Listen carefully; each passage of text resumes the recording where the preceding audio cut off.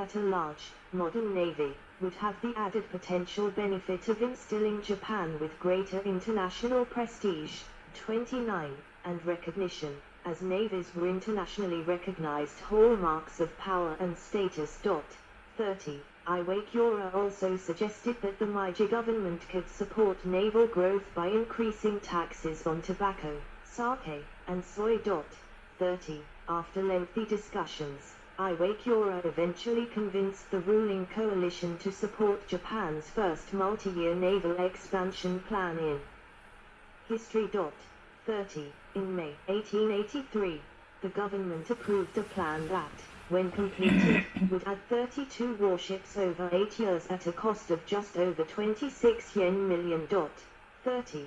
This development was very significant for the Navy, as the amount allocated virtually equaled the Navy's entire budget between 1873 and 1882. 30. The 1882 naval expansion plan succeeded in a large part because of Satsuma power, influence, and patronage. 31.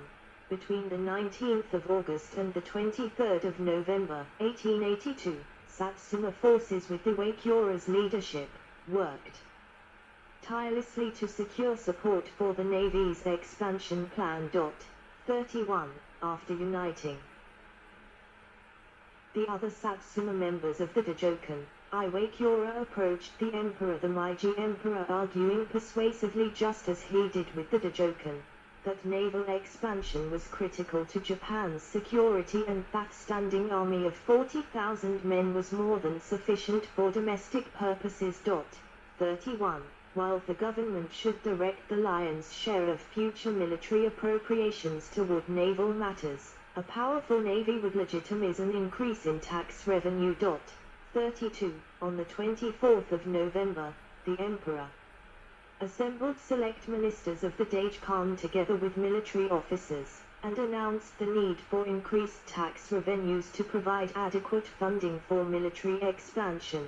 This was followed by an imperial rescript. The following month, in December, an annual yuan 7.5 million tax increase on sake, soy, and tobacco was fully approved, in the hopes that it would provide 3.5 million yen annually for warship construction and yuan 2.5 million for warship maintenance.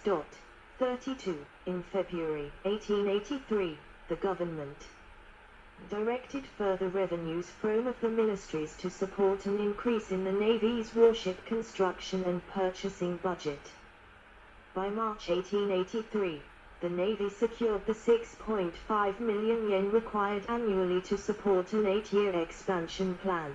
This was largest that the Imperial Japanese Navy had secured in its young existence. 32. However, naval expansion remained a highly contentious issue for both the government and the Navy throughout much of the 1880s. Overseas advances in naval technology increased the costs of purchasing large components of a modern fleet, so that by 1885 cost overruns had jeopardized the entire 1883 plan. Furthermore, increased costs coupled with decreased domestic tax revenues, heightened concern and political tension in Japan regarding funding naval expansion.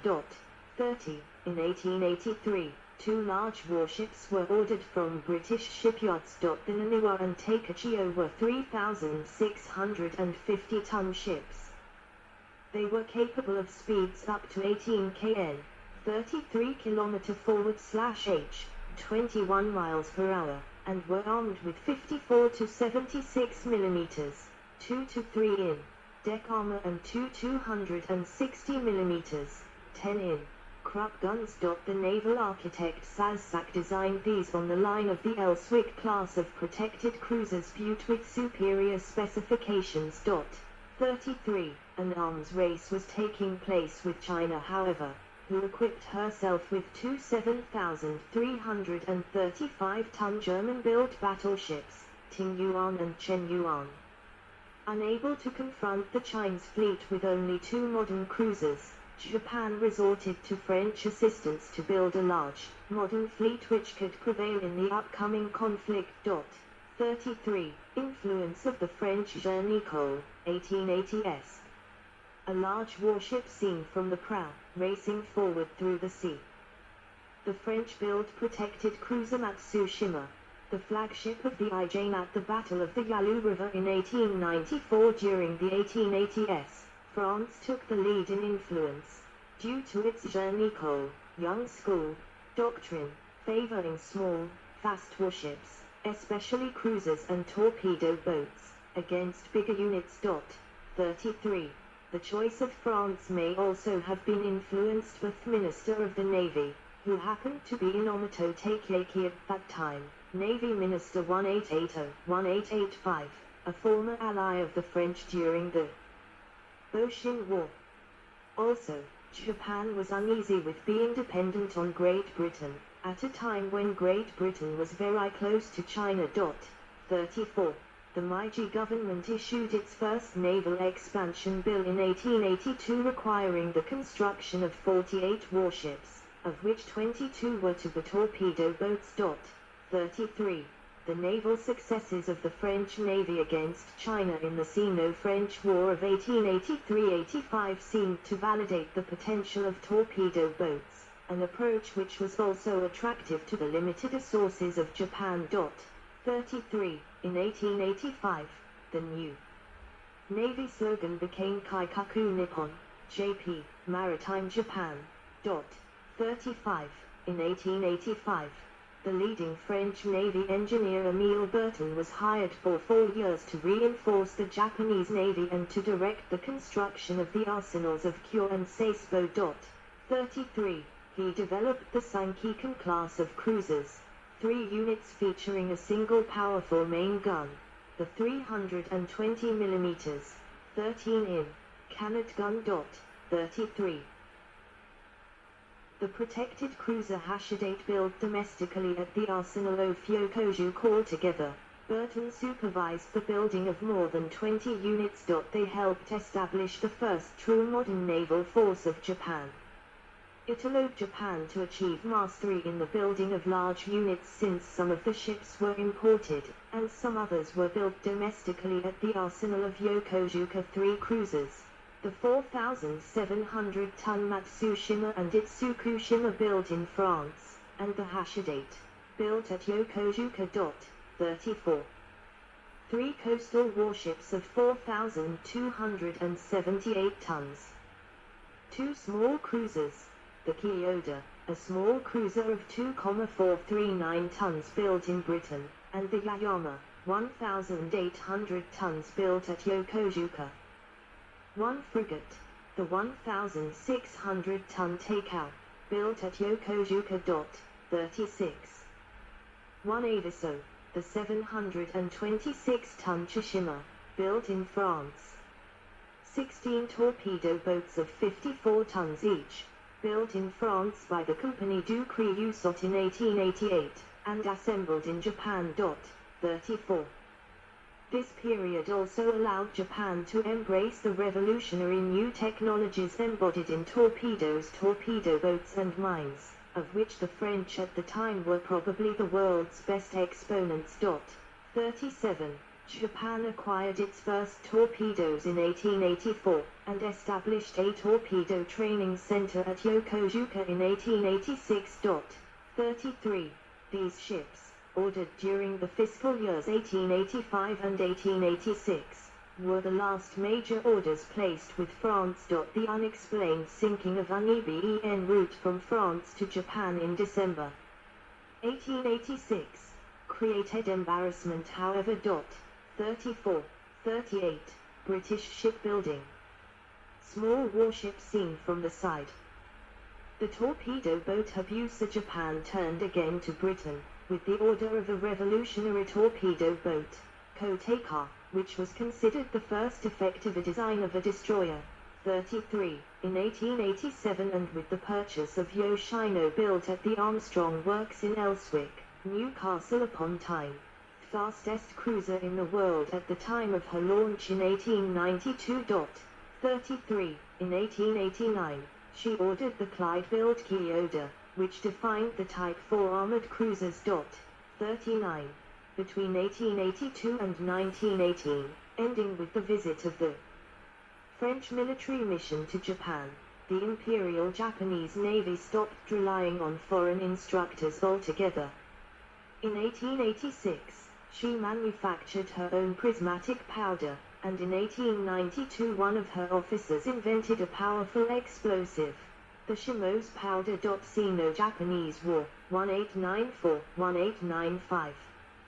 Japan continued the modernization of its navy, especially as China was also building a powerful modern fleet with foreign, especially German, assistance, and as a result tensions were building between the two countries over Korea.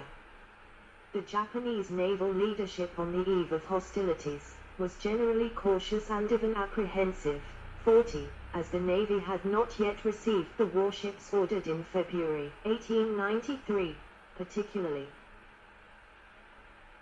the battleships Fuji and Yashima and the cruiser Akashi. 41, hence, initiating hostilities at the time was not ideal, and the Navy was far less confident than the Japanese army about the outcome of a war with China. 40, the Chinese ironclad battleship Jiniwan of the Ptiang fleet captured by Japan in 1895. Japan's main strategy was to gain command of the sea, as this was critical to the operations on land. An early victory over the Ptiang fleet would allow Japan to transport troops and material to the Korean peninsula. However, any prolongation of the war would increase the risk of intervention by the European powers with interests in East Asia. 42. The Army's 5th Division would land at Kimulpo on the western coast of Korea, both to engage and push Chinese forces northwest up the peninsula and to draw the Ptiang fleet into the Yellow Sea, where it would be engaged in decisive battle.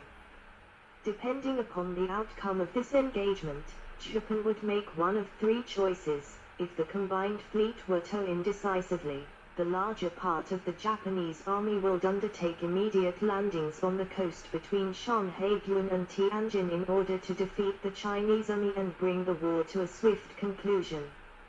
If the engagement were to be a draw and neither side gained control of the sea, the army would concentrate on the occupation of Korea.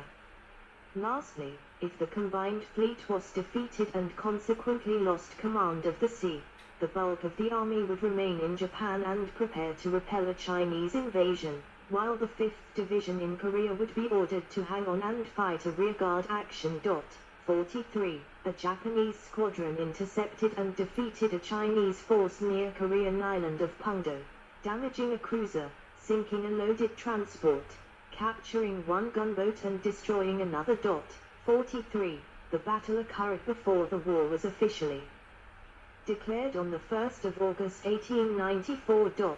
43. On the 10th of August, the Japanese ventured into the Yellow Sea to seek out the Ptiang fleet and bombarded both Wihaiwea and Port Arthur. Finding only small vessels in either harbor, the combined fleet returned to Korea to support further landings off the Chinese coast. The Ptiang fleet under the command of Admiral Ding was initially ordered to stay closer to the Chinese coast while reinforcements were sent to Korea by land. But as Japanese troops had very quickly advanced northward from Seoul to Pyongyang, the Chinese decided to rush troops to Korea by sea under a naval escort in mid-September. 44. Concurrently, because there had been no decisive encounter at sea, the Japanese decided to send more troops to Korea. Early in September, the Navy was directed to support further landings and to support the army on Korea's western coast.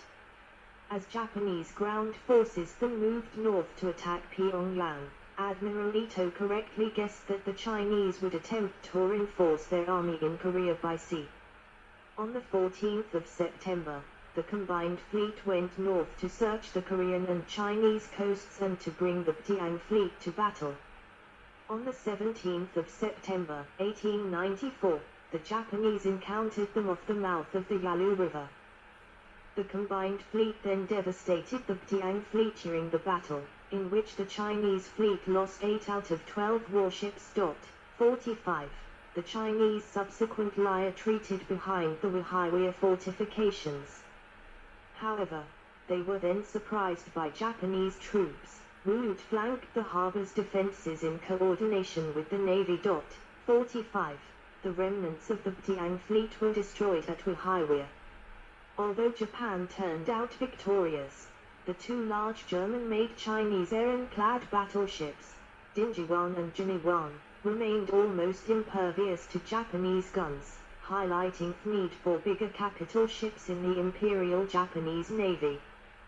The next step of the Imperial Japanese Navy's expansion would thus involve a combination of heavily armed large warships, with small